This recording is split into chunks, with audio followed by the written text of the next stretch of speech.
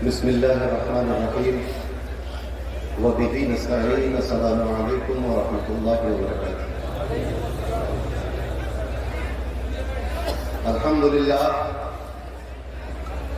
لله القادر المقتدر القدير، والصلاة والسلام على السيد البشير النذير وعلى آله وأصحابه ووارث حاله الأمين المكين محيي الدين برحمتك يا أرحم الراحمين. أعوذ بالله من الشيطان الرجيم. بسم الله الرحمن الرحيم.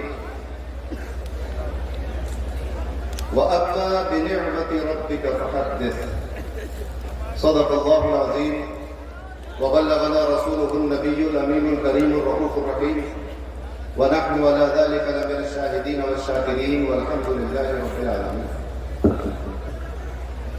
قال الله تبارك وتعالى مخبرا وآمرا تكريما لحق نبيه وتعظيما: إن الله وملائكته يصلون على النبي يا أيها الذين آمنوا صلوا عليه وسلموا تسليما. لبيك اللهم ربي وسعديك، اللهم صل وسلم وزد وبارك عليه وعلى آله وأصحابه ووارث حاله وعلى من لديه. صلاة وسلاما عليك يا رسول الله صلی اللہ تعالی علیہ وسلم. چلے جب حضور سوئے فلک بلغ العلا بکمالہ، کوئی دیکھے رخ کی چمک دمک کشفت دجا بجمالہ. وہ ہے بے مثال دریچ شک حسنت جمیع خصالہ. انہیں دیکھ لے تو پڑھیں ملک صلو علیہ وآلہ. اللہم صلی وسلم وزد وبارک علیہ وعلى آلہ وصحبہ وارث حالہ وعلى من لدیہ. صلاۃ و سلام علیک یا رسول اللہ صلی اللہ تعالی علیہ وسلم. سلام آپ پر، آپ کی آل پر، سلام آپ کے وارث حال پر. اللہم صلی علی سیدنا و شفیعنا و حبیبنا مولانا محمد مبارک وسلم. صلاۃ و سلام علیک یا رسول اللہ صلی اللہ تعالی علیہ وسلم. اللہ تبارک و تعالیٰ کا فضل و احسان کہ اس نے ہمیں اور آپ کو اس عرص مبارک کی بابرکت، بامقصد اور نورانی محفل میں حاضر ہونے کی توفیق عطا فرمائے. حضور تاج المشائخ سرکار امین ملت زیب سجادہ آستانِ عالیہ قادریہ برکاتیہ بڑی سرکار مہاراجہ شریف آج اس بزم کے دلہ اپنے خاندانی تبرکات کو زیبدن کیے ہوئے بزرگوں کی، مشائخین کی توجہات کا مرکز بنے ہوئے ہمارے سامنے جلوہ افروز ہیں. یہ ہماری خوش بختی ہے کہ ہم اپنے پورے ہوش و حواس میں حضرت کے نورانی چہرے کی زیارت کر رہے ہیں.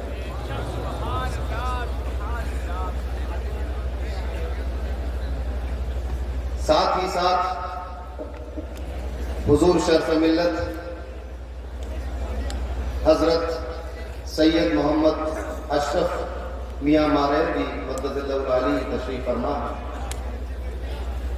میرے آقا نعمت حضور رفیق ملت صاحب سجادہ آستانہ عالیہ قادریہ برکاتیہ مسند نوری مقدس اللہ العالی تشریف فرما ہے. علماء اور مشائخین کا اتنا حسین گلدستہ اسٹیج پر موجود ہے. یہ بھی ہماری خوش بختی ہے کہ ہم اپنے مرشدان گرامی کے طفیل علماء اور مشائخین کی زیارت کر رہے ہیں.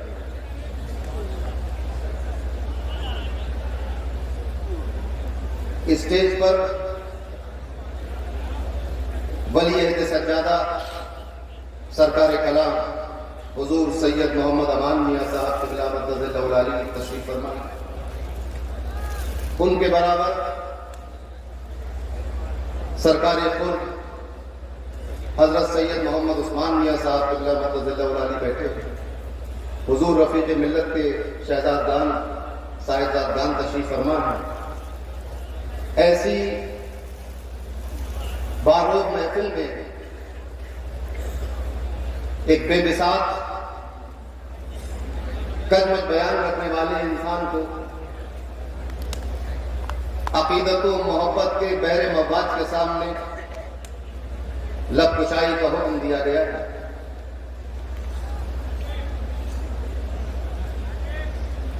فقیر اپنا تعارف ان دو مصروں کے ساتھ عرض کر رہا ہے کہ میں کہ ایک رند لاؤ والی ہوں، میں کہ ایک رند لاؤ والی ہوں، خادم بندگان عالی ہوں، سب کو ہی پالتا ہے ابن غنی، میں تو دروازے کا سوالی ہوں۔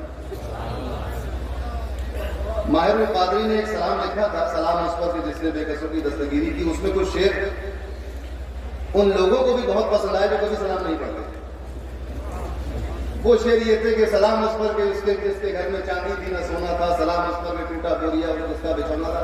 میں نے کئی جگہ دیکھا سنا لوگوں کے کہ یہ شعر سلام میں پڑھے جاتے ہیں اور بطور نعت پڑھے جاتے ہیں۔ تو کچھ شعر اس بار مدینہ شریف کی حاضری میں ہو گئے تھے، حضور سماعت فرما لیں، بلکہ کیا برداشت کر لیں۔ سلام اس پر کہ جس نے کلمہ طیب پڑھایا ہے، سلام اس پر کہ جس نے خلد کا رستہ دکھایا ہے، سلام اس پر کہ توصیف و ثنا جس کی مؤکد ہے، سلام اس پر کہ جس کا نام نامی ہی محمد ہے، اور سلام اس پر کہ جس سے دشمنی کفر و ضلالت ہے، سلام اس پر کہ جس کی پیروی رب کی اطاعت ہے، سلام اس پر کہ جس کے نام میں برکت ہی برکت ہے، سلام اس پر کہ جس کی ذات بس رحمت ہی رحمت ہے، سلام اس پر کہ جو بن کر شفیع المذنبین آیا، سلام اس پر جو بن کر رحمت للعالمین آیا، اور سلام اس پر کہ جس کے لشکری عرشی فرشتے ہیں، سلام اس پر کہ جس کے لشکری عرشی فرشتے ہیں، سلام اس پر غریبوں بے کسوں سے جس کے رشتے ہیں، اور سلام اس پر کہ جو ہر وصف میں تنہا اکیلا ہے، سلام اس پر کہ جو ہر وصف میں تنہا اکیلا ہے، سلام اس پر شب معراج جس نے رب کو دیکھا ہے، سلام اس پر شب معراج جس نے رب کو دیکھا ہے، اور سلام اس پر کہ جس کا فقر و فاقہ اختیاری ہے۔ یہ چاندی اور سونا نہیں تھا، یہ مجبوری نہیں تھی۔ سلام اس پر کہ جس کا فقر و فاقہ اختیاری ہے، سلام اس پر کہ جس کا فیض ہر عالم میں جاری ہے، سلام اس پر کہ جس کا فیض ہر عالم میں جاری ہے۔ اور آخری شعر سماعت فرمائے کہ سلام اس ذات پر جس کا گھرانہ سب سے اعلیٰ ہے، سلام اس ذات پر جس کا گھرانہ سب سے اعلیٰ ہے، سلام اس پر کہ جس کا ہر صحابی رب کو پیارا ہے، سلام اس پر کہ جس کا ہر صحابی رب کو پیارا ہے۔ اللہم صلی علی سیدنا و شفیعنا و حبیبنا مولانا محمد وبارک وسلم، صلاۃ و سلام علیک یا رسول اللہ صلی اللہ تعالی علیہ وسلم۔ اپنے پیر و مرشد کے اس شعر سے گفتگو کی ابتدا کروں گا۔ عرض کیا تھا انہوں نے کہ مصدر برکات لا تعداد برکت مصدر برکات لا تعداد لا تحصا کوئی، یا حضور صاحب البرکات برکت ذات ہوئی، اور گلشن آل محمد را گلے لالا کوئی، گلشن آل محمد را گلے لالا کوئی، یا حضور یا سید آل محمد نازش آباد ہوئی، اور ملجؤ ماوائے ماں پشتو پناہ ماں توئی، مون سے ماں بے کساں یا سید حمزہ توئی، اور جسم و جانے آشکارا قبلہ و کعبہ توئی، نائب غوث دو عالم شمس ماں رہرا توئی۔ مارحلہ مطہرہ کی عظمت اور شان اور اس کا بیان مجھ جیسا حقیر فقیر کیا کرے گا؟ بڑے بڑے علماء صوفیاء اولیاء نے اس کی مدح و ثنا کی ہے، توصیف و ثنا کی ہے۔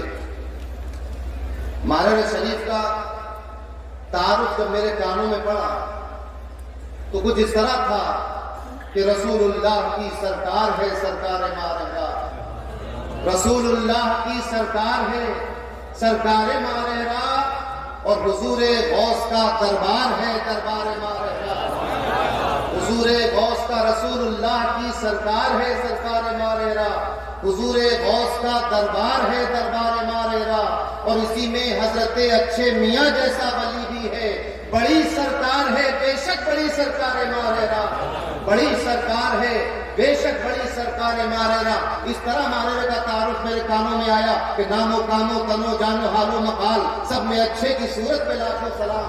اس طرح سے میرے کانوں میں ماہرہ کا تعارف آیا کہ وہ عین الحق بنے جو شمس ماہرہ کا چاکر ہو، اور وہی ہے مست کاسات وصالی کا جو خوگر ہو۔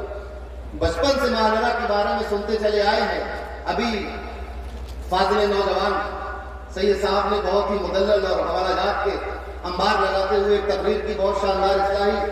فقیر تو اتنا پڑھا لکھا نہیں ہے، میں خود ہی ماہرہ کے بارے میں حوالہ ہوں، میں کسی کتابوں کے حوالہ پیش کروں گا تو اتنا عرض کرتا چلوں کہ حضور غوث اعظم رضی اللہ تعالیٰ عنہ کی نوازشات اس پوری دنیا پر یکساں طور پر ہوئی۔ وہ اس وجہ سے کہ آپ جس ذات گرامی کے وارث اور نائب ہیں، جس کے قدم پر آپ ہیں اور جس کا قدم آپ کی پشت پر رکھا ہوا ہے، رحمت للعالمین شفیع المذنبین محمد مصطفیٰ صلی اللہ تعالیٰ علیہ وسلم کی ذات گرامی ہے۔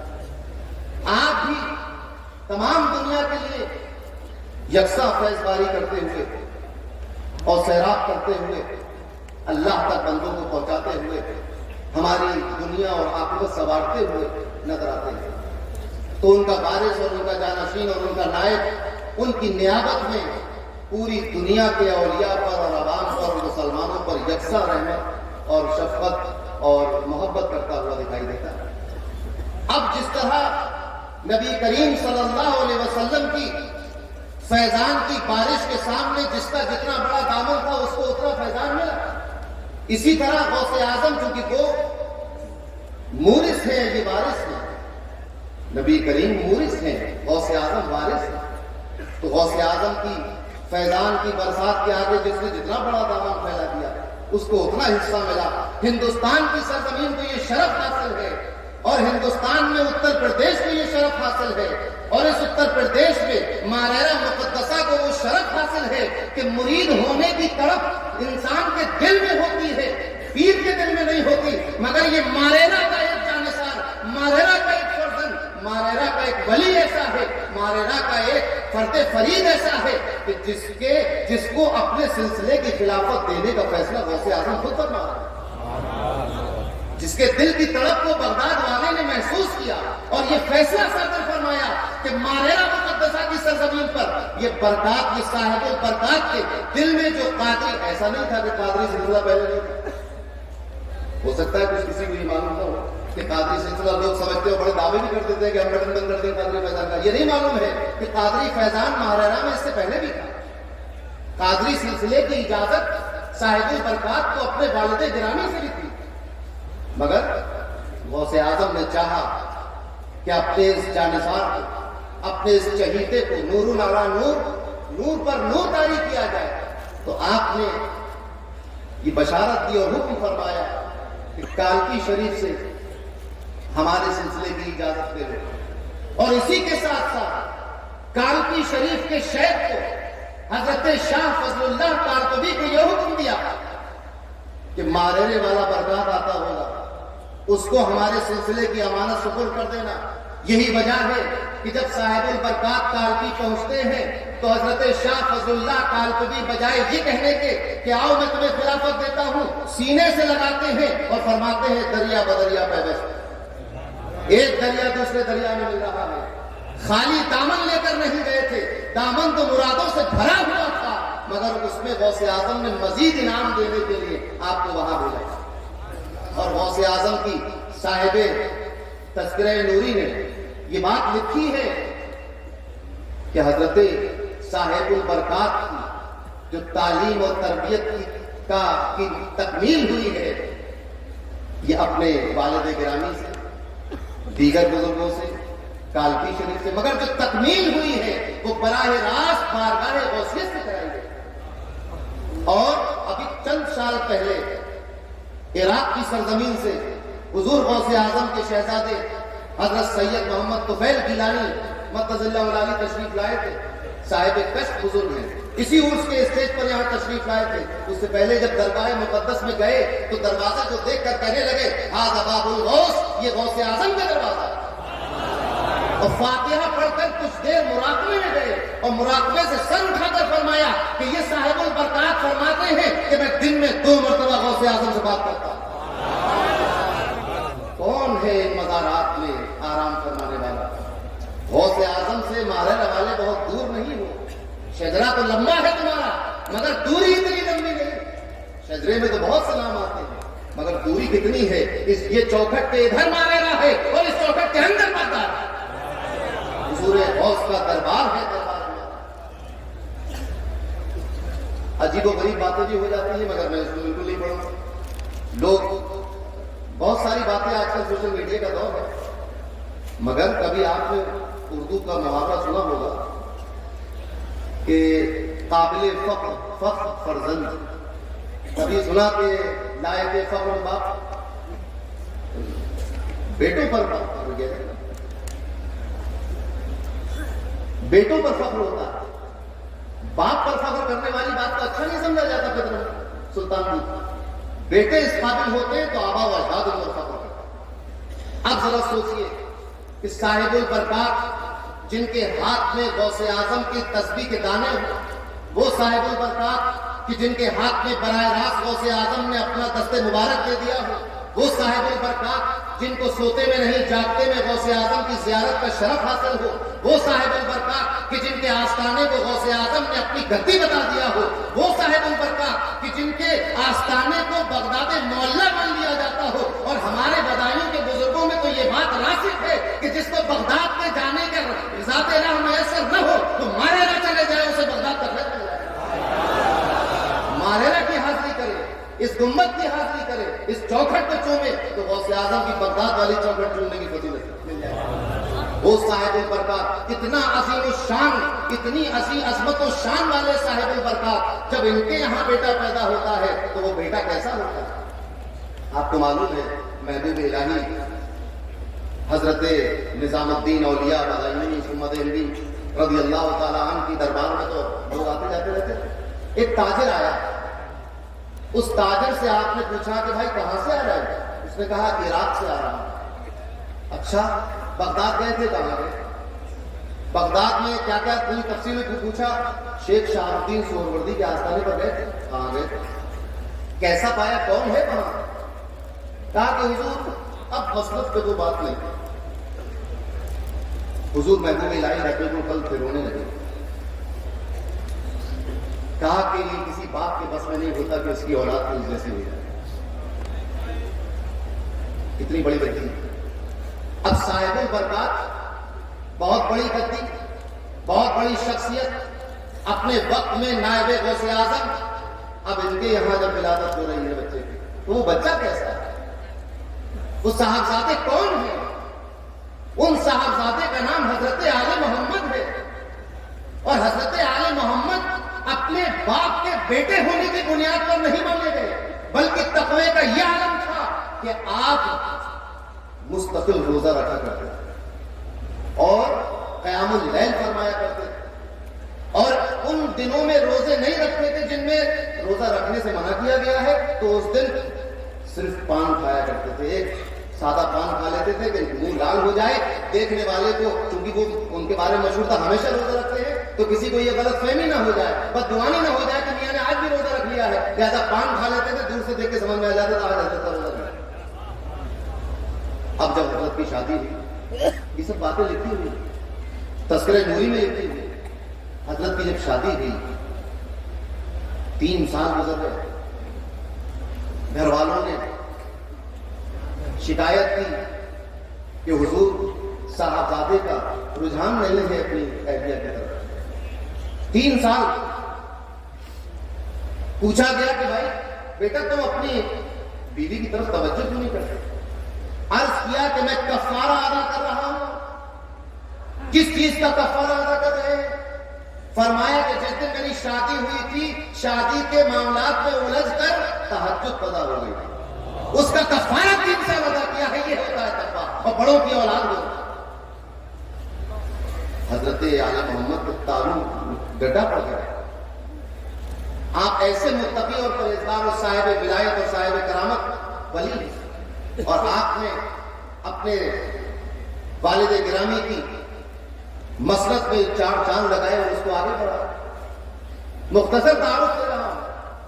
اب ان کے یہاں جو بیٹا پیدا ہو رہا، جو اولاد ان کے یہاں ہو رہی ہے، اب یہ صاحب البرکات، اور صاحب البرکات جو ہے اپنے والد کے جانشین نہیں ہے، اپنے دادا کے جانشین ہے. بہت بڑی غلطی ہے. آپ دیکھ رہے ہیں، آپ ان کے صاحبزادے اور صاحبزادے کے صاحبزادے جب پیدا ہو رہے تھے، کون ہے بھی آپ نے سنا؟ سید حمزہ حضرت عینی رضی اللہ تعالیٰ عنہ. ان کی سیفی بہت مشہور ہے. مزہ جب ہے میرے آقا بھی تھوڑا سا مزہ رکھیں حضور سید حمزہ کی اس سیف مہند کا.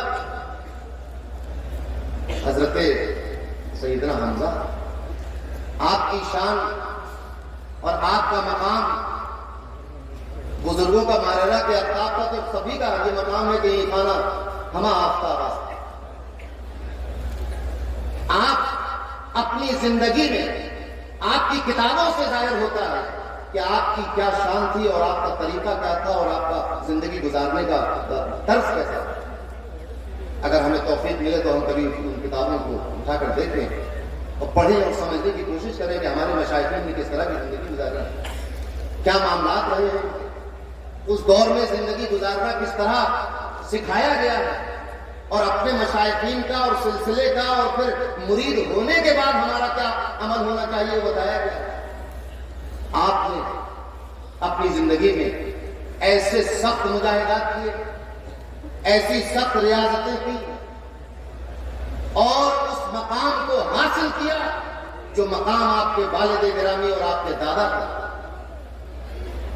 اور غوث اعظم کی محبت اپنے چاہنے والوں کے دلوں میں اس طرح بھر دی کہ سر بھی اترے تو نہ اترے گا خمارے بغداد، جہاں بھی جائے تو نہ جائے گا سرور میں غوث، سر بھی اترے تو نہ اترے گا خمارے بغداد. غوث اعظم کی نظر ویسی ہی بنی ہوئی ہے. تیسری نسل ہو گئی. ابھی تک غوث اعظم کی یہاں سے وہاں اور وہاں سے یہاں کی نسبت اتنی مضبوط بلکہ مضبوط تر ہوتی جا رہی ہے. اب جب آپ کی اب ایک بات اور کر دوں، حضرت صاحب البرکات نے اپنی بہو اور اپنی بھتیجی سے یہ فرمایا تھا اپنا کرتا عطا کرتے ہوئے کہ بہو بیٹی ہمارے گھر میں ایک صاحبزادے تشریف لائیں گے جو ہمارے خاندان کی عظمت و شان میں 4 چاند لگا دیں گے.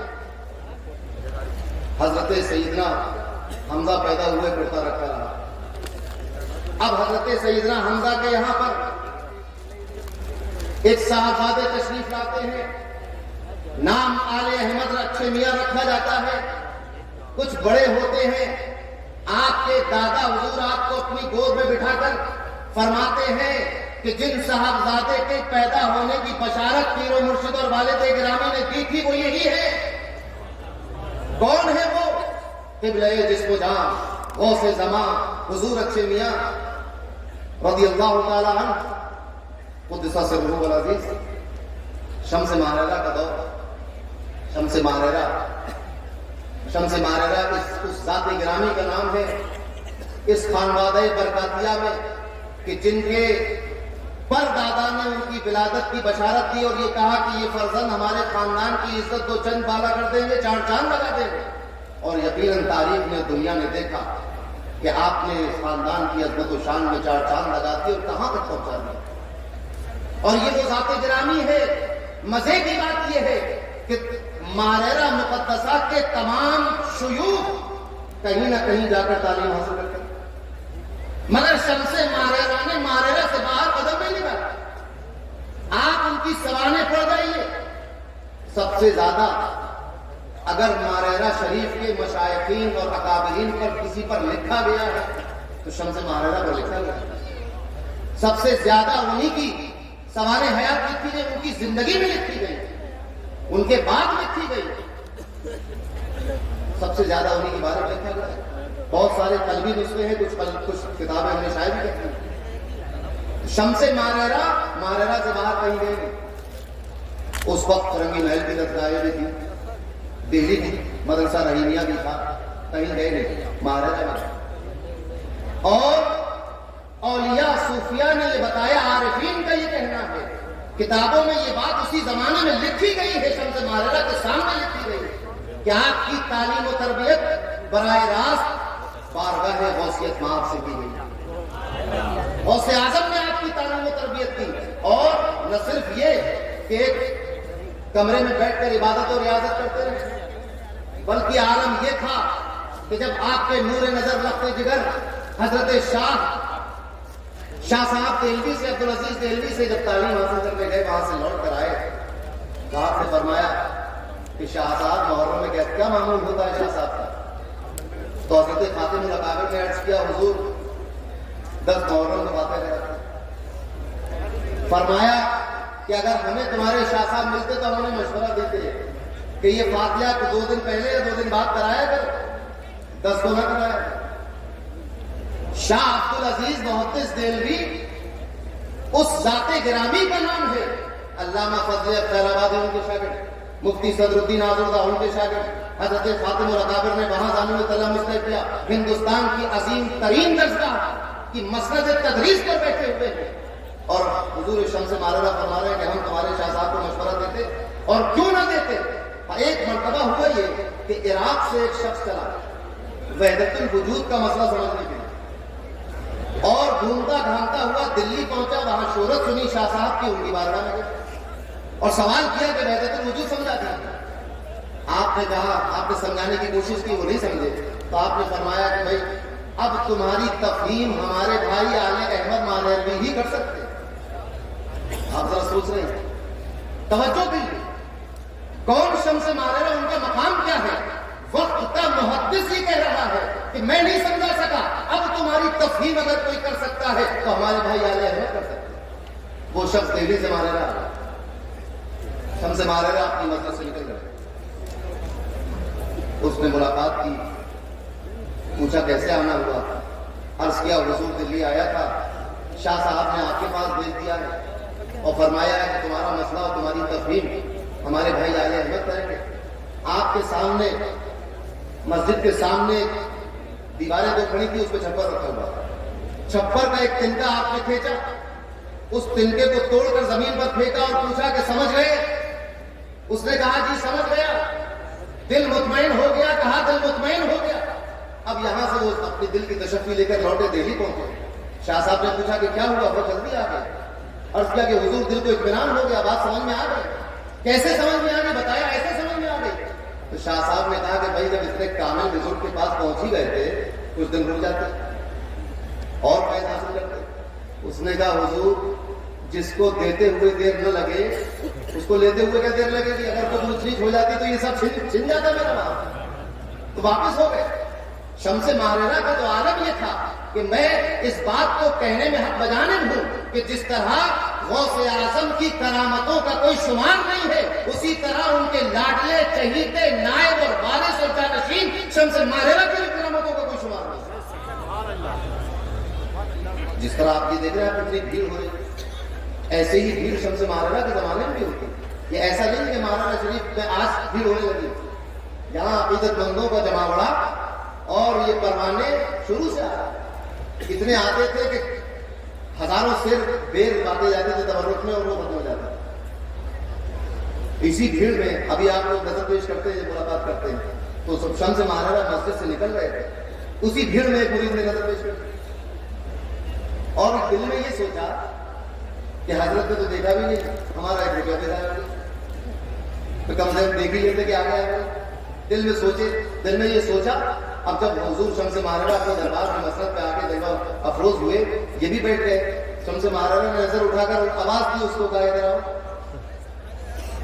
کیا تم یہ سمجھتے ہو کہ ہم، فرمایا گفتگو کے دوران فرمایا کہ لوگ یہ سمجھتے ہیں، وہ واقعہ دوسرا جس میں آواز دے کے بلایا تھا وہ بکری چلانے والا تھا، اس پر فرمایا ایسی گفتگو میں فرمایا کہ لوگ یہ سمجھتے ہیں کہ اتنی بھیڑ میں اگر کوئی مجھے 1 روپیہ نظر کر دے تو میں پہچان بھی نہ پاؤں کہ کس نے دے دیا۔ یہ سن کر وہ صاحب کھڑے ہوئے، قدموں میں گر گئے کہ حضور معافی چاہیے۔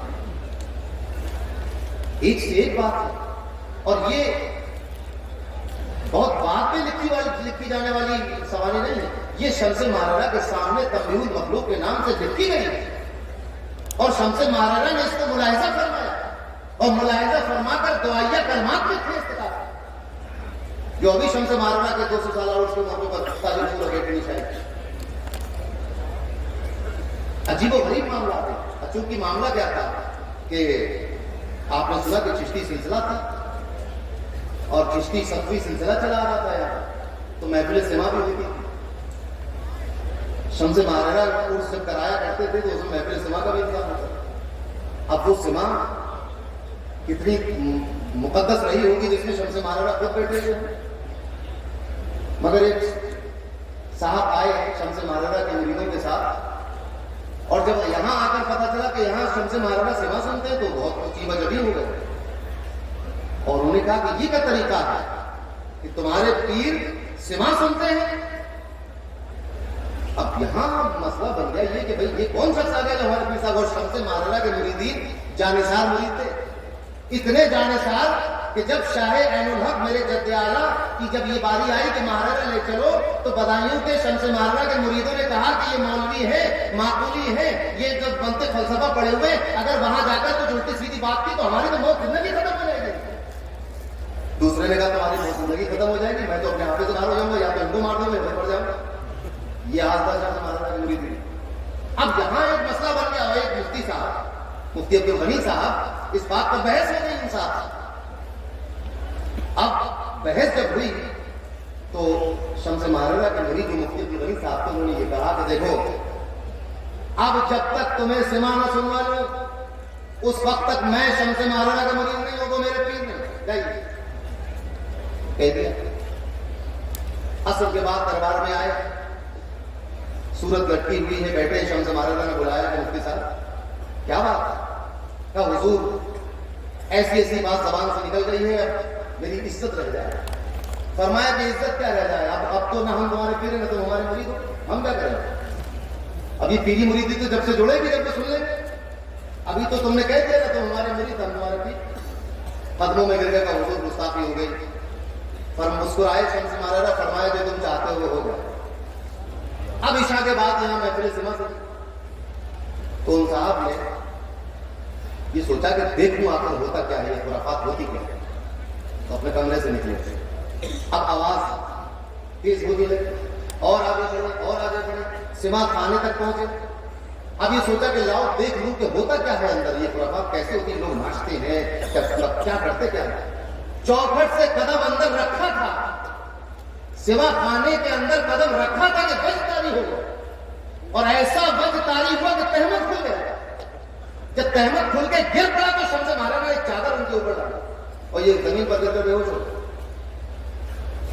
اٹھا کے لایا گیا، کمرے پہ رکھا گیا. اب رات نکلتی جا رہی ہے، بے ہوشی بڑھتی جا رہی ہے.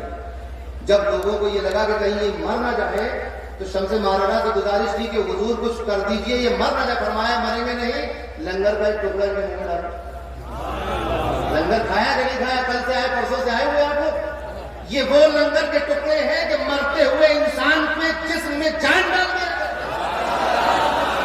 یہ اس کا لنگر ہے جس کے بارے میں تاج القبول فرماتے ہیں کہ ہے اشارات میں اس شہ کے شفائے امراض، زندہ کر دیتا ہے مردے وہ مسیحا میرا. یہ اس کا لنگر ہے کہ جسے لنگر کا تیرے ایک دانہ بھی میسر ہو اسے برکت ہو لاکھوں سیریاں میں.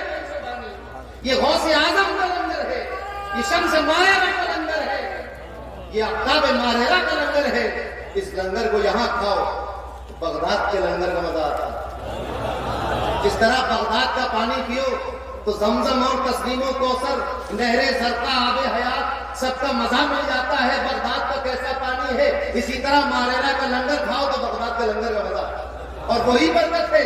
اور کیوں نہ ہو، کیونکہ لنگر بنا اسی کے نام پر ہے اور بنا اسی ذاتی گرامی کے نظر کے لیے ہے کہ جو بغداد والے پر فدا ہے، جو غوث اعظم کی عشق اور محبت میں فنا ہو چکے ہیں، وہی فیضان ہے. اب جب لنگر کا ٹکڑا منہ میں ڈالا تو اٹھ کے بیٹھ گئے. جب اٹھ کے بیٹھے تو اب سارے برکاتیوں نے بہت ہی تنزیہ مسکراہٹ سے ان کو دیکھنا شروع کیا. اور ایک صاحب نے کہا کہ مولانا عشاء کا وقت ختم ہونے والا ہے، نماز پڑھ لیجیے. یہ تنزیہ گفتگو کر لیتے ہیں، یہ برا نہیں ماننا چاہیے، ہو جاتی ہے فطری بات.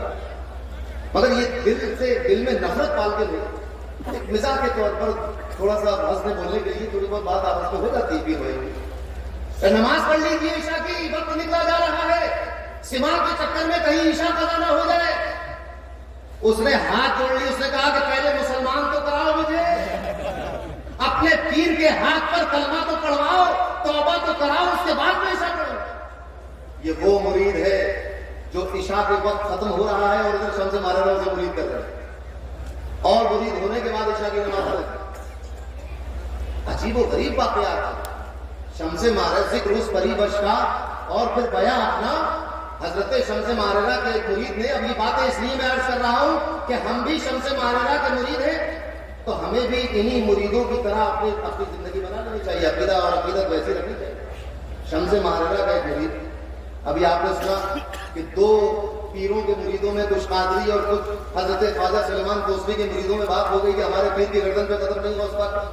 اسی طرح دو پیروں کے مرید، ایک شمس ماررہ کے آل احمدی اور ایک دوسرے پیر کے، انہوں نے کہا کہ بھائی دوسرے پیر کے مرید نے ایک واقعہ سنایا کہ میں جنگل میں جا رہا تھا، اچانک شیر آ گیا، تو میرے دل سے نکلا یا پیر المدد، تو میرے پیر صاحب آ گئے اور شیر کو بھگا دیا اور مجھے بچا لا۔ تو شمس ماررہ کا جو مرید تھا آل احمدی، اس کی زبان سے نکلا کہ ہاں بھائی پرانے وقتوں میں اولیاء ایسے ہی ہوتے تھے، اب کہاں، ایسی بات مجھ سے نہیں کرنی چاہیے۔ اپنے پیر کو اگر کامل نہیں مانتے ہو تو پھر مرید کیوں ہوئے؟ اگر اپنے پیر کی صورت میں غوث اعظم اور غریب نواز کا جلوہ نہیں دیکھ سکتے تو ارادہ ختم کرو، کہیں اور جا کر ادھر کرو۔ جس پیر میں غوث اعظم اور غریب نواز کا جلوہ نظر آ جائے وہاں بیعت ہو جائے، قتل ہو جائے۔ اور ماررہ والے کو کوئی شوق بھی نہیں ہے کہ غیر کاری کر کے مرید کرنے کا۔ ابھی کس سے بتا دوں گا ماررہ کے مشاہدین کے مرید کرنے کے، تو آپ کہیں گے اچھا اتنی دیر لگا کر مرید کرنے۔ تو اب اس نے کہہ دیا، اب رات ہو گئی، بات ختم ہو گئی، رات میں سوئے تو آنکھ کھلی، آدھی سے رات گزر چکی تھی تہجد کے وقت سے پہلے اور 12 بجے کے بعد۔ آنکھ کھلی کہ دیکھا کہ آسمان سے ایک تخت آ رہا ہے، سوتے میں نہیں جاگتے میں، 4 سفید اور نورانی شکل کے لوگ تخت کو کندھے پہ اٹھائے ہوئے ہیں۔ تخت آتے ان کے صحن میں اترا، اس پر شمس ماررہ بیٹھے ہوئے۔ شمس ماررہ جلوہ افروز ہے، تخت سے اتر کر آئے، اپنے مرید کا کان مروڑ کر کہا کہ خبردار آج کے بعد ایسی بات نہ کرنا، وہ بتاؤ کون سی پریشانی ہے کہ جب تم نے مجھے پکارا اور میں تمہاری مدد کو نہ آیا۔ یہ ہے شان، اس ایسے پیر سے ہم لوگ ملے۔ آپ سوچیں کہ آج جو عزت بریلی شریف، بنائن شریف اور جتنے بھی شاخ ماررہ سے نکلی ہیں، یہ کیا ہے؟ برکت، یہ برکت ہے۔ آسمانوں پر ڈنکے بج رہے ہیں، زمینوں میں چرچا ہو رہا ہے، کیونکہ عقیدت کس سے وابستہ ہے؟ شمس ماررہ سے۔ کس سے وابستہ ہے؟ بھی تو حضرت صاحب کے اوپر آئے انتظار کی۔ شمس ماررہ نے کان پکڑ کے کہا کہ بتا وہ کون سا وقت تھا جب تو نے پکارا اور میں نہیں آیا ہوں؟ خبردار آج کے بعد ایسی بات نہ کہنا، اور یقین مانو برکاتیوں اپنے دل پر ہاتھ رکھ کے بتانا کہ جب بھی تم نے سچے دل سے پکارا ہو پھر وہ آیا کہ نہیں آیا، مدد ہوئی کہ نہیں ہوئی، بیمار اٹھ کر بیٹھا کہ نہیں بیٹھا، مقدمے ختم ہوئے کہ نہیں ہوئے۔ جھوٹے مقدمے تو میں تو کچھ لوگوں کو میں جانتا ہوں، قتل کے مقدموں میں تھے، چھوٹے کے نہیں چھوٹے۔ پریشانی جس طرح کی، جیسا آدمی ویسی پریشانی۔ بڑے لوگوں کی بڑی پریشانی ہے، دنیا دار لوگوں کی یہی ہوتی، جھوٹے مقدمے قتل کے لگ گئے، چوری ہو گئی گھر میں، جیب کٹ گئی کسی کی، نوکری سے چلا گیا کوئی، یہ سب پریشانیاں ہوتی۔ بزرگوں کی معلوم پریشانیاں کیا ہوتی ہیں؟ بزرگوں کی پریشانی یہ ہوتی ہے کہ حضور آج تہجد کی نماز میں رقت نہیں آئی، آج آنکھوں سے آنسو نہیں نکلے، آج جب میں اللہ کی ضرب لگا رہا تھا تو وہ کیف اور سرور حاصل نہیں ہو پایا۔ یہ ہوتی ہے اہل اللہ کی پریشانی، یہ حاجت ہوتی ہے۔ ہم لوگوں کے اندر دنیا دار لوگ ہیں، ہمارے یہی کہ سائیکل پنچر ہو گئی، آ رہے تھے، گاڑی ایکسیڈنٹ ہو گیا، فلاں ہو گیا، یہی ساری پریشانی، جیسے بھی پریشانی ہو، کیونکہ پیر کامل ہے تو وہ دنیا کی پریشانی ہو، اولاد کی ہو، کہ ماں باپ کی ہو، کہ خاندان کی ہو، کہ لڑائی جھگڑے ہو۔ لڑائی جھگڑے میں آپ کو ایک بات اور بتا دیتا ہوں، میرے جد اعلیٰ حضرت شاہ عین الحق دنیا والوں کے لیے اور ماررہ والوں کے لیے مولوی صاحب یہاں پر خدمت پر رہتے تھے۔ شمس ماررہ کی 30-35 سال خدمت پر رہے۔ ماررہ کا اصل میں پرانا ایک قبیلہ تھا یہاں پر جو آستانہ سے بہت ضرورت رہتا ہے، یہ صاحب برکات کے زمانے تھے۔ اور صاحب البرکات کی زبان سے ایک مرتبہ یہ نکل گیا کہ یہ شرعی باز نہیں آتے، بس اتنا کہنا تھا کہ اس خاندان کے لوگوں کی عمر 30 سال تک ہو گئی، اس کے بعد مر جاتا، 30 سال کا ہوا پھر مر گیا۔ ایک ہی آدمی نے لمبی زندگی پائی جو حضرت صاحب کے پاس آ کر اس کی ماں نے قدموں میں ڈال دیا تھا کہ حضور بچا لیجیے، اور وہی لمبی عمر پا سکا، ہوتے ہوتے تقریباً ختم ہو گیا۔ اب شمس مہاراجا کے زمانے میں بھی ایک شخص تھا ہمارا، ہر جگہ ہوتے بہت برائی کرتا تھا حضرت، تو میرے جد اعلیٰ کو بہت برا لگتا تھا، جس طرح مجھے اب برا لگتا ہے، تو میرے پیروں کو اور مشائخین کو پیرزادوں کو کچھ کہے تو مجھے برا لگتا ہے۔ اور یہ بات میں چونکہ اس لیے کہہ رہا ہوں کہ میں اپنے باپ کی اصلی اولاد ہوں، میں کسی بھانجے بھتیجے کی اولاد نہیں ہوں، میرا سلسلہ جو ہے وہ اپنے باپ اور باپ کے باپ اور باپ کے باپ سے چلا آ رہا ہے۔ ایسے نہیں کہ میرے یہاں پہ تو ختم ہو گیا تو بھتیجے اور نوازے کو ادھر ادھر چلا کے مانا، چلا رہا معاملہ، اور الحمدللہ میں ان کی روش پر گامزن ہوں۔ آج بھی میرے اساتذہ بھی ان کی قدم بوسی کرتے تھے، میں بھی ان کی قدم بوسی کرتا ہوں، اسی پر قائم ہے۔ تو مجھے برا لگتا ہے، آپ کو برا لگے گا؟ پیر کو کوئی برا کہے گا کیا اچھا لگے گا؟ اچھا لگتا ہو تو لعنت ہے ایسے دل کے اوپر۔ تو اب برا لگا تو آپ دعائے سیفی پڑھنے بیٹھے اسی میں درگاہ شریف میں۔ کسی نے کہا شمس مہاراجا کے حضور مولوی صاحب دعائے سیفی لے کے بیٹھ گئے ہیں، اور وہ شمس مہاراجا احرام ناز فرماتے ہوئے تشریف لائے، فرمایا مولوی صاحب چھوڑ دو، بیچ میں چھوڑ دو۔ اب بیچ میں چھوڑنا بہت نقصان دہ ہے دعائے سیفی، فرمایا بیچ میں چھوڑ دو مولوی صاحب، چھوڑ دی۔ جی حضور کیوں پڑھ رہے تھے؟ حضور کو شخص بہت آپ کے بارے میں بری باتیں کہتا ہے تو میں دل کو برا لگا، بہت برداشت کی حد ہو گئی تو میں دعائے سیفی پڑھنے۔ فرمایا کہ نہیں، جیسا تم چاہتے ہو ویسے ہی ہو جائے، دعائے سیفی نہ پڑھ۔ دعائے سیفی کا مطلب یہ تھا کہ بس وہ آدمی پر کچھ چند دن میں ختم ہو جاتا، برباد اور تباہ و برباد ہو جاتا۔ دعائے سیفی چھڑوا دی، 2-3 دن کے بعد کچھ حالات ایسے بنے کہ وہ جو صاحب برائی کرتے تھے بے چین ہو گئے، پریشانیاں آفتوں مصیبتوں میں گرفتار ہو، بہت ادھر ادھر ہاتھ پیر مارے، بات نہیں بن پائی۔ تو لوگوں نے کہا بستی والوں نے کہ بھائی تم اچھے میاں کی برائی کرتے تھے، وہیں جا کے معافی تلافی کرو۔ اس نے کہا کہ میں کیسے چلا جاؤں ان کی بات پر، میں تو ان کی اتنی برائی کرتا تھا۔ لوگوں نے کہا کہ ایک طریقہ ہے، تم ان کے پیارے چہیتے مرید مولوی صاحب کے پاس چلے جاؤ، ان سے سفارش کرا دو تو ہو سکتا ہے تمہیں معاف کر دو۔ تو وہ آگے میرے جد اعلیٰ کے پاس پیروں پہ گر گیا کہ حضور آپ ہی معاف کرا سکتے ہیں۔ اب جب حضرت نے یہ دیکھا کہ یہ تو وہ ہو گیا، تو فرمایا تھا شمس مہاراجا کہ جو تم چاہتے ہو وہ ہو۔ اب اس کو اٹھایا، آستانے میں اندر لائے، عرض کیا حضور یہ معافی کی چاہتا ہے اس کو معاف فرما دے۔ تو شمس مہاراجا مسکرائے، کہا کہ مولوی صاحب یہ تم چاہتے تھے وہ ہو گیا کہ نہیں؟ اتنی ذرا سی بات کے لیے دعائے سیفی، جو تم چاہتے تھے ہوا کہ نہیں ہوا؟ بہت اتنا تذکرہ ہے کہ یہ عرس قاسمی کی 3-4 راتیں اور محفلیں کم پڑ جائیں گی اگر مہاراجا شریف کے بزرگوں کا تذکرہ چل گیا۔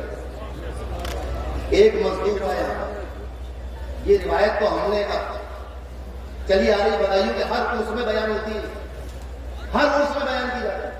ایک مزدور سے یہاں بلایا گیا، اچھے میاں نے فرمایا کہ دیوار بنانے ذرا مضبوط بنانا۔ اس نے کہا میاں دیوار تو ایسے بنے گی 100 سال لگے گا۔ آپ مسکرائے، آپ نے فرمایا کہ اچھا اگر گر گئی تو پھر مزدوری واپس کر جاؤ؟ میں نے کہا حضور مزدوری واپس کر جاؤ، 100 سال نہیں گرے گی۔ بنا دی، رات کو مزدوری لے کر چلے گئے، فجر میں جب آئے تو دیوار گری ہوئی تھی۔ بلائے نا اس کو، کہا کہ بھائی تم تو 100 سال کا دعویٰ کر رہے تھے تو رات بھر نہیں ٹھہر پائی۔ ہاتھ جوڑ کر کہا کہ اس نے کہا حضور یہ دیوار 100 سال تک نہیں گرتی، تمہاری کرامت میں گرا تھی، یہ حال تھا کرامتوں کا۔ اب ان کے جانشین اور ان کی گدی پر متمکن ہونے والے حضرت سدرے بن اسعد اللہ کم مدت میں رہے مگر رہے، اور اس کے بعد مشہور تو حضرت صاحب اللہ مشہور ہے جانشین شمس مہاراجا، مگر شمس مہاراجا اور حضرت صاحب کے بیچ میں کچھ سالوں کے لیے حضرت شمس مہاراجا کے چھوٹے بھائی حضرت سدرے میاں صاحب کی گدی پر بیٹھے۔ اب جب حضرت خاتم الاکابر کی باری آئی، خاتم الاکابر شمس مہاراجا کے سگے بھتیجے، سگے بھائی کے بیٹے، شمس مہاراجا کی چونکہ صاحبزادے بچپن میں وصال کر گئے تھے حضرت سائیں میاں رحمۃ اللہ تعالیٰ علیہ، تو آپ کے چہیتے بیٹے حضرت خاتم الاکابر، آپ نے ہی ان کی پرورش کی، ان کو پڑھنے بھیجا اور ان کی تربیت فرمائی۔ کچھ لوگوں کو یہ غلط فہمی ہو گئی ہے کہ آپ کی تربیت کہیں اور ہوئی، کہیں اور تربیت نہیں ہوئی، بلکہ سارے زمانے کی تربیت تو مہاراجا میں ہو رہی تھی، تو حضرت صاحب کی تربیت کہیں اور کیسے ہوگی؟ شمس مہاراجا کے زمانے میں آپ نے فرمایا خاتم الاکابر کی تربیت فرما. اب جب مسند نشین ہوئے موقع آیا فاتحہ کا، شمس مارکہ جو وصیت کرتی تھی کہ فقیر کا عرس میں بھیجا، فقیر کو تو سوا پاؤ بتاشے کی فاتحہ کافی.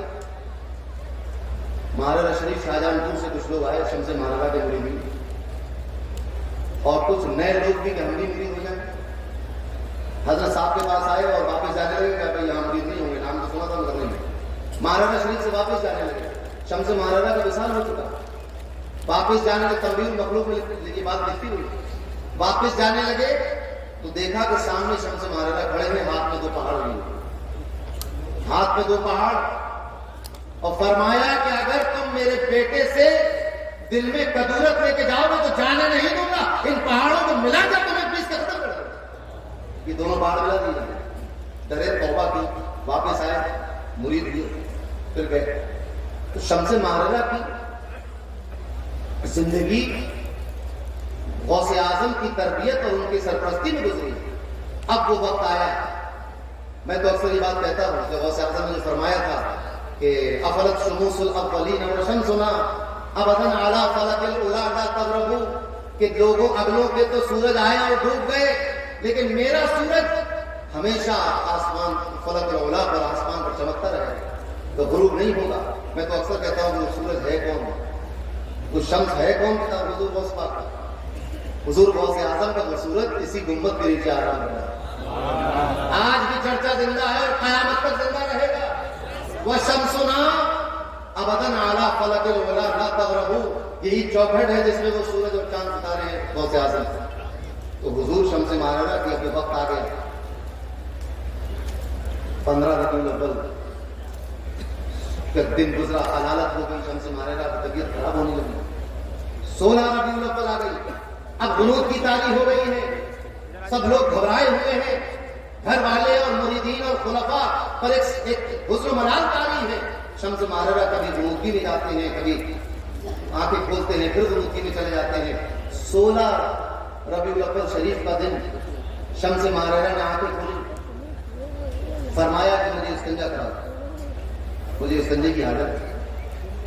خلفاء نے، مریدین نے آپ کو اٹھایا، بستر سے سہارا دے کر اٹھایا. سہارا کہہ دیتے مطلب یہ کہ بس اٹھایا اور آپ کو استنجے کے لیے بٹھایا. وہ شمس مہاراجہ کے جو ابھی بستر پر غنودگی میں تھے، جو بظاہر چل نہیں پا رہے تھے، بیمار اور کمزوری میں تھے، اچانک اٹھ کے کھڑے ہو گئے استنجا کیے بغیر، اور غصے میں فرمایا کہ ارے کیا کرتے ہو نادانو، مجھے بغداد کی طرف رخ کر کے بٹھا دیا. وہ شمس مہاراجہ کہ عالم قنوتگی میں بھی بغداد جن کی آنکھوں سے اوجھلنا ہوتا ہو، وہ ہے شمس مہاراجہ کی ذات، وہ ہے ہمارے پیر کی ذات. اب جب وہ دنیا سے تشریف لے گئے تو گدی پر حضرت صاحب قبلہ متوکل ہوئے. خاتم الاکابر حضرت آل رسول مانوی، آل رسول احمدی حضرت صاحب قبلہ رضی اللہ تعالیٰ متوکل ہو گئے. بتائیے بہت محبت سے تشریف لاتے تھے. سیف اللہ المسلول کو کہتے تھے بھائی فضل رسول. یہ محبت کی بات تھی. اب ایک واقعہ سننے چلیے اسی بات ہے. بدائیوں تشریف لائے ہوئے تھے حضرت صاحب قبلہ، اور ایک رئیس سے بدائیوں تھے. حضرت صاحب کے مرید ان کے گھر میں ٹھہرے ہوئے تھے. سیف اللہ المسلول ان سے ملنے جب پہنچے، حضرت صاحب قبلہ کو حقے سے بڑی نفرت تھی، بہت نفرت تھی حقے سے. جب سیف اللہ المسلول پہنچے حویلی میں ملنے تو دیکھا کہ مالک مکان صاحب خانہ دروازے میں بیٹھے ہوئے حقہ گرا. بہت غصہ آیا آپ کو، آپ نے حقے پہ ہو کر ماری، حقہ الگ گرا اور اس کو لے الگ نہیں رکھا. جب یہ آواز ہونے لگی تو حضرت صاحب قبلہ تشریف لائے اور کہا بھائی فضل رسول، میں نے ان کو اجازت دی تھی پینے کے لیے، پیٹ میں کچھ تکلیف تھی، میں نے اجازت دی تھی. سیف اللہ المسلول نے ہاتھ جوڑ کر کیا، حضور یہ آپ کی بندہ نوازی ہے، مگر غلام کو اپنی اوقات میں رہنا چاہیے. تو آپ کا بڑپن ہے، آپ نے حکم دیا، غلام کو تو اپنی اوقات میں رہنا چاہیے. تو سیف اللہ المسلول سے بڑی محبت کرتے تھے، بھائی بھائی. چونکہ جب حضرت صاحب قبلہ تشریف لائے دنیا میں، ولادت ہوئی آپ کی، اس کے کچھ دنوں کے بعد سیف اللہ المسلول پیدا ہوئے. تو شمس مہاراجہ نے فرمایا سیف اللہ المسلول کے والد سے کہ چند روز قبل ہمارے بھائی کے یہاں فرزند کی آمد ہوئی ہے، ہم نے ان کا نام آل رسول رکھا ہے. آپ ہمارا بیٹا پیدا ہوا ہے، ہم اس کا نام فضل رسول رکھتے ہیں. تو اسی دن سے سیف اللہ المسلول کا شمس مہاراجہ کا مان بھی بیٹا کہا جانے لگا. تو شمس مہاراجہ تو حضور حضرت صاحب قبلہ کی شان بھی ایک نرالی شان ہے. علم، تقوی، طہارت، بزرگی، کرامت اور غوث اعظم سے محبت، اور وہ شان ولایت اور وہ شان کہ بڑے بڑے لوگ، آپ ذرا سوچیں کس کس نے بریلی شریف کہاں سے وابستہ ہوا؟ حضرت صاحب اللہ کا ہوا کہ نہیں ہوا؟ حضرت سیدنا علی حسین اشرفی میاں صاحب اللہ جس کے خلیفہ ہیں حضرت صاحب اللہ، بدائیوں کے تمام اکابرین کس کے سامنے سر و نیاز خم کرتے ہیں؟ حضرت صاحب اللہ کے سامنے۔ اور ایک طویل سلسلہ ہے اس کا کہ حضرت صاحب قبلہ کے ہاتھ پر کس کس نے توبہ کی، کس کس نے ان سے فیض حاصل کیا، یہ ایک عظیم داستان ہے۔ مگر ہم لوگ چونکہ مطالعہ نہیں کرتے، پڑھتے نہیں، اور اس طرح کے بیانات بھی اتنا کم ہوتے ہیں تو نہیں معلوم ہو پاتا۔ حضرت صاحب اللہ کی ایک بات مجھے بڑی اچھی لگی، میں کئی دن پہلے مطالعہ کر رہا تھا۔ ہوا کہ یہ کہ مہاراجہ شریف میں تو ہر طرح کا آدمی آتا ہے، ایک جوگی آ گیا، یوگی نہیں جوگی بڑا بہت باکمال جوگی تھا۔ اس نے ایک شیشی میں ایک سیال بنا کے رکھا تھا، اور وہ اس کو کہتا تھا یہ کیمیا ہے، اس سے سونا وغیرہ بن جاتا ہے۔ اس کا ماننا اس سے سدھی اپنی ہو کسی پہاڑ پہ جا کے۔ وہ آیا، مہاراجا دیکھا کہ یہاں تو بڑی فقیری ہے، چھپر بڑا ہوا ہے، دیواریں پوشیدہ ہیں اور ایسی ہے معاملہ۔ تو اس نے حضرت صاحب اللہ کو شیشی نظر کر دی، کہا حضور یہ قبول فرما لیں، آپ نے دیکھے رکھے۔ وہ چلا گیا، ادھر ادھر رہا مہینوں سالوں، اور پھر لوٹ کے آیا، یہ سوچ کر آیا تھا کہ اب تو بڑے بڑے محلات بنے ہوں گے، اونچی اونچی عمارتیں ہوں گی، بڑے بڑے دروازے ہوں گے، لمبے لمبے دسترخوان لگے ہوں گے، دنیا کی نعمتیں اس دسترخوانوں پہ ہوں گی، کیونکہ میں وہ شیشی دے آیا۔ لوٹ کے آ کے دیکھا تو پھر وہی چھپر، وہی بوسیدہ دیوار، وہی ٹوٹی ہوئی چٹائی۔ آ کر کہنے لگا کہ سرکار گرو جی وہ جو میں شیشی دے گیا تھا وہ کہاں ہے؟ آپ نے فرمایا وہ کنویں میں ہے، جا کر لے کنویں میں ڈال دیا آپ نے وہ شیشی۔ فرمایا تو ہم کیا کرتے ہیں، تو فقیر آتے ہیں، جاؤ کنویں میں دیکھ لو جا۔ اب وہ جب کنویں میں جھانکنے آیا تو اس نے دیکھا کہ کنویں کے اندر ہزاروں بیل تیر رہے ہیں، اور ہر بیل کے اوپر ایسی ہزاروں شیشیاں لگی ہوئی ہیں۔ گھبرا کر واپس آیا۔ حضرت صاحب نے فرمایا کہ بیٹا ہم تو فقیر لوگ ہیں، ہمیں دنیا کی دولت کا کیا کرنا، ہمارے کنویں میں پڑی رہتی ہے ایسی چیز۔ حضرت صاحب کے کا یہ مقام لوگ، اب میں یہ جو تسلسل دے رہا تھا، صاحب البرکات سے لے کر حضرت صاحب تک کوئی شخصیت ہلکی اور کم نہیں دکھائی دے رہی ہے۔ شکل بدل رہی ہے، گدی وہی ہے، فیضان وہی ہے، شان وہی ہے، شوکت وہی ہے، غوث اعظم سے نسبت وہی ہے، غوث اعظم کی نظر وہی ہے، غوث اعظم کی محبت وہی ہے، کبھی نہیں دکھائی دے گی، بڑھتا ہی جا رہا ہے۔ اب جو نمبر آیا اور مختصر وقت بھی دیکھی سوا آدھا ہونے والا ہے، اب جو مسجد پر بیٹھا ہے تو پھر نور ہی نور پھیلے۔ کون بیٹھا ہے؟ میرے آقا کا لاڈلا بیٹا نازو پالا ہے۔ اب مسجد پر کون بیٹھ رہا ہے؟ برتر پیاس سے ہے مقام ابو حسین۔ کون بیٹھ رہا ہے؟ سدرا سے پوچھو رفت بام ابو حسین۔ کون بیٹھ رہا ہے؟ حضرت نور العارفین بیٹھ رہے ہیں، میاں صاحب قبلہ بیٹھ رہے ہیں۔ قادریت ہے چشتیت سے بہم، حضرت اکثر ہمارے حضرت یہ شعر پڑھتے ہیں، قادریت سے چشتیت سے بہم، نگ دو پل کا ہے احمد نوری۔ مگر میں یہ سوچتا ہوں کہ احمد نوری کو نگ دو پل کا بنایا کس نے؟ اس کی شان کیا رہی ہوگی؟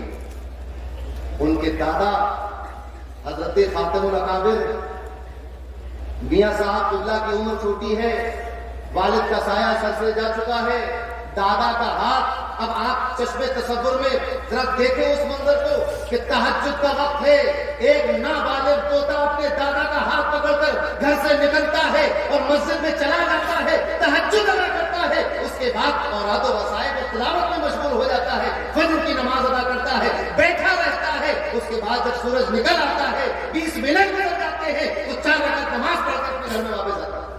یہ کوئی نابالغ طوطا ہے، بالغ نہیں، وہ ہے سرکار نور کی ذات۔ میاں صاحب ہے، حقیقت میں ہے کہ میرا رحمان ہے۔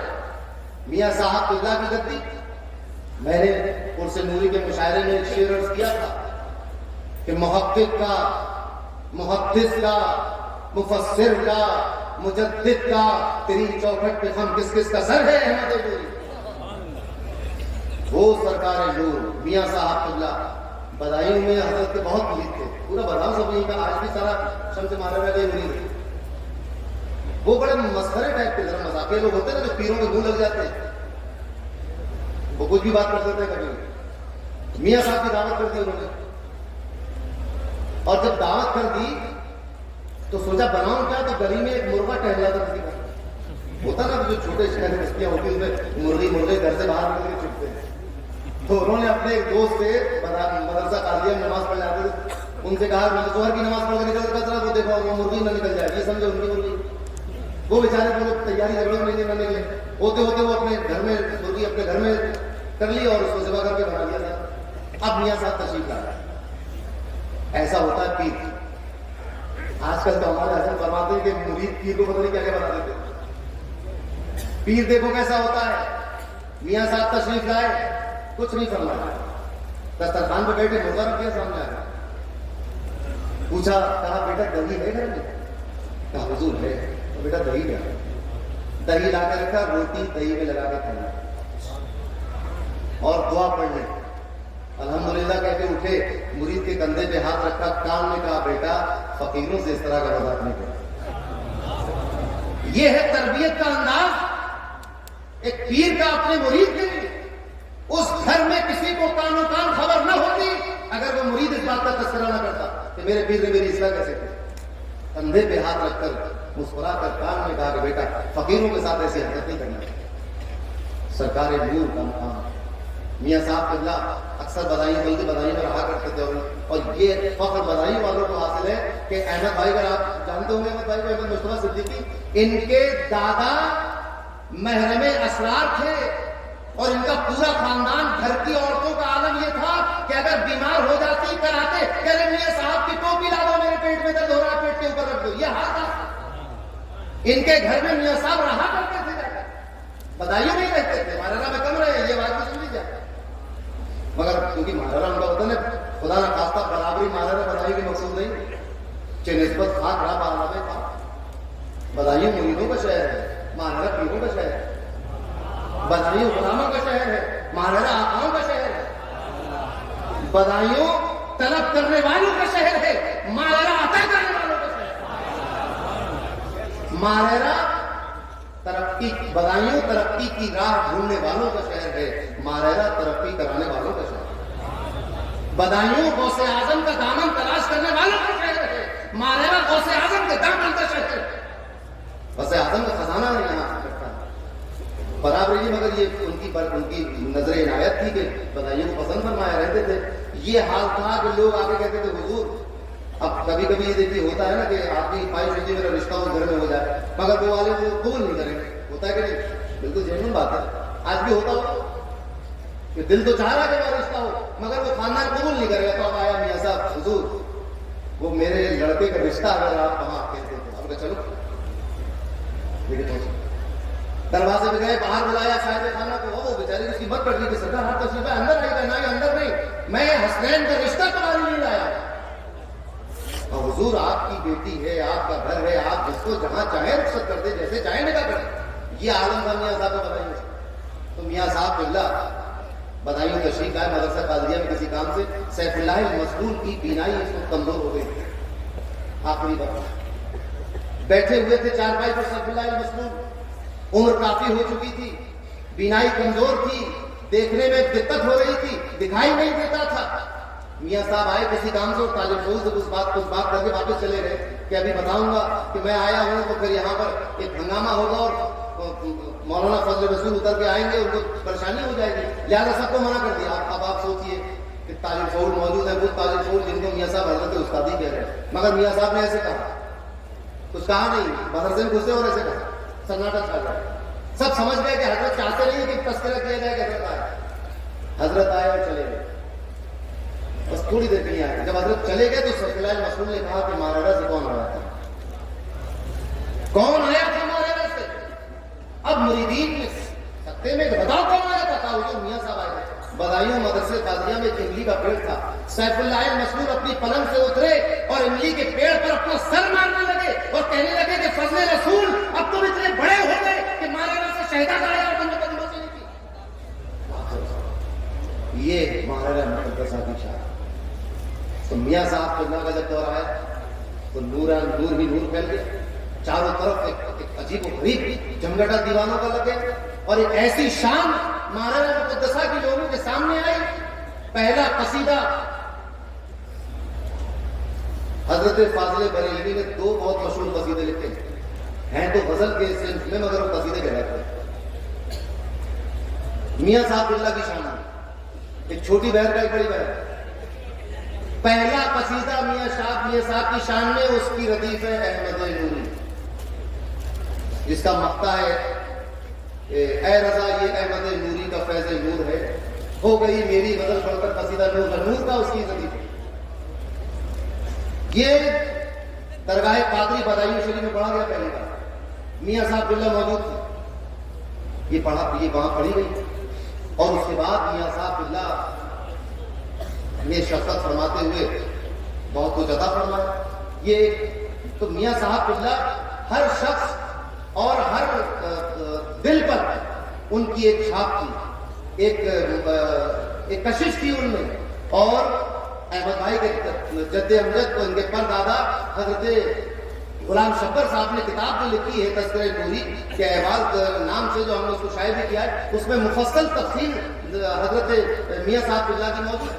تو میاں صاحب قبلہ کی وہ شان علمی طور پر اب آپ نے سنا، کتاب کا نام تراویح کا مسئلہ ہو تو میاں صاحب کتاب لکھ رہے ہیں، تفضیلیت کی بات ہو میاں صاحب کتاب لکھ رہے ہیں، رافضیت کا رد مقصود ہو میاں صاحب کتاب لکھ رہے ہیں، اہل سنت والجماعت کے عقائد کی بات ہو تو میاں صاحب تصنیف فرما رہے ہیں، مریدوں کی تربیت کی بات ہو تو میاں صاحب سکھا رہے ہیں، یا پھر ذائقے بھرنے ہو ان میں جبر کا معاملہ ہو تو میاں صاحب سکھا رہے ہیں۔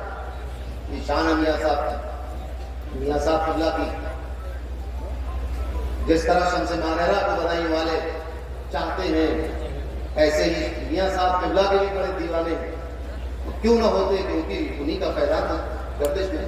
اب آپ دیکھیں کہ جو صاحب البرکات نے مقام بنا لیا تھا، جو وقار بنا دیا تھا مانیرہ کا، وہ وقار حضرت سرکار نور تک چلا آیا کہ نہیں آیا کہ نہیں آیا؟ اب آئیے صاحب عرص قاسمی مجدد سلسلہ برکاتیہ، جن کے عرص میں ہم آپ شریک ہیں، اب گدی پر متمکن ہوئے، گدی پر بیٹھے، مانیرہ کا وقار، مانیرہ کی شان اور مانیرہ کی عظمتوں میں ایسا اضافہ کیا کہ آج دنیا مجدد سلسلہ برکاتیہ کے نام سے جانتی ہے، تشدید کی ہے۔ آج یہ جو رونقیں آپ دیکھ رہے ہیں، یہ صاحب عرص قاسمی کا صدقہ ہے، ان کی کرم فرمائیاں۔ آپ گدی پر متمکن ہوئے، علم ظاہر سے بھی آپ کو وافر حصہ ملا، اور علم باطن کا تو کہنا ہی کیا، اس کا تو دریا یہاں بہی نہ ہے، دنیا لے جاتی ہے یہاں سے مانتے۔ اور یہ بتا دوں آپ کو کہ صاحب عرص قاسمی کا حضرت صاحب قبلہ سے وہی رشتہ ہے جو حضرت میاں صاحب قبلہ کا ہے، دونوں میں رشتے دار دونوں ہوتے ہیں، ہوتے ہیں۔ ہاں، حضرت کا دور ہے، حضرت نے اپنے دور میں ایسی اصلاح کی، وہ خانقاہ کے تعلق سے ہو، آستانے کے اور مسجد کے تعلق سے ہو، اور مریدوں کے تعلق سے ہو، سلسلے کی ترویج و ارشاد میں ہو، وقار وہی قائم رہا۔ وقار کس کو کہتے ہیں؟ آپ دیکھیے کہ آپ کے کہاں سے شروع ہوا نا، اور اب صاحب عرص قاسمی تک بات آ گئی، پشتے گھنٹا گئے، صاحب عرص قاسمی، ان کے پھر والد میاں صاحب قبلہ، پھر حضرت صاحب قبلہ، پھر سترے میاں صاحب، پھر شمس مانیرہ، سیدنا حمزہ، سیدنا آل محمد، صاحب البرکات۔ آٹھویں شخصیت کی بات کر رہا ہوں، 8ویں شخصیت ہے یہ، اور عالم کیا ہے؟ تذکرے بھرے ہوئے ہیں۔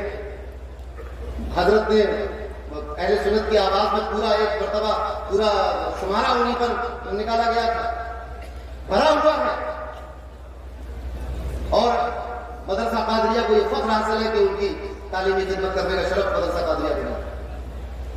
آپ کے جانشین حضرت تاج العلماء کی ذات آتے تھے، حق بیانی کا جو جوہر حضرت تاج العلماء نے دکھا دیا ہے. اب دنیا تلاش کرتی رہے وہ موقع کسی کے ہاتھ میں. اور جس موقع پہ دکھا دیا, جس ماحول میں دکھا دیا, انہی کی تربیت کا نتیجہ تھا کہ سیدین کریمین ماہرہ مطہرہ میں جس جرأت مندی کے ساتھ حق گوئی کیا کرتے تھے, یہ حضرت تربیت تھی سید العلماء کی. کیا تربیت؟ حق گوئی. اہل سنت کی آواز سرپرستی میں انہیں کی نکلا.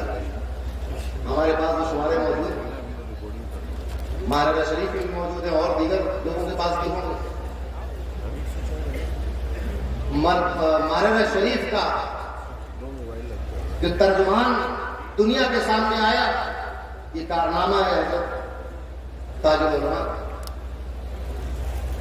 اب میں بات کو اپنی ختم کرنے کی طرف آ رہا ہوں. تاج العلماء کے جانشین 8 سے 9 پشتے ہو گئی, 9 گدی نشین. ابھی دوسری شاخ کی طرف نہیں گیا, ادھر مہندی میاں صاحب, کمر میاں صاحب اور یحییٰ میاں صاحب کی طرف ابھی آیا نہیں. ابھی ایک منٹ میں بھی بیان کروں گا جو کچھ توفیق ہو سکے. ان کی گدی پر مرشد اعظم حضرت احسن العلماء سیدنا مولانا شاہ حضرت حسن میاں صاحب قبلہ مصطفیٰ حیدر حسن رضی اللہ تعالیٰ عنہ مسند پر گامزن ہے. ماہرہ مطہرہ کا وقار اس وقت آپ یہ دیکھیں. ایک بات یہ ہوتی ہے, آج آپ بہت سارے لوگ کہتے ہیں کہ بھئی یہ بہاریں جو ہیں وہ آج کی بہاریں, یہ بہاریں پرانی ہیں. پرانے لوگوں سے پوچھو کہ پرانی بہار دیکھیں کہ نہیں, آج کی جگہ نہیں بہار. حسن میاں صاحب بدایوں میں کیونکہ جو بات کہہ رہا ہوں وہ بات پھر ماہرہ کے تعلق سے وہ پتھر کی لگی ہے. جس طرح حضرت صاحب عرص قاسمی مجدد سلسلہ برکاتیہ ہے, اسی طرح حضرت حسن میاں صاحب قبلہ بھی مجدد سلسلہ برکاتیہ ہے. وہ اس طرح